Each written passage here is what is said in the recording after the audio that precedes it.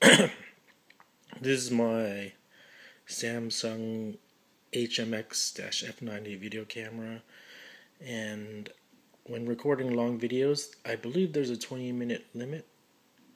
I tested it on another video, it stopped at 20 minutes, so coming over here to the next 20 minutes, so at 20 minutes it should probably stop. I don't think it mentions anything about that in the user manual, but I could be wrong. I actually didn't read the user manual that much.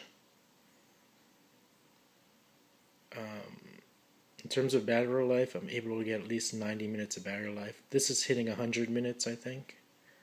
So an hour and 40 minutes. And you can see it doesn't go past 20 minutes, it just stops there. And then there you go. And it automatically continues recording. Whoops. After the 20 minutes, it will automatically continue recording, so that's the good thing. It just, I guess it can't have such a large file. So I was concerned that it would just stop, but it actually continues recording. I accidentally paused it, but it was recording right afterwards. Okie dokie. I'm gonna stop and let it finish doing my battery test here.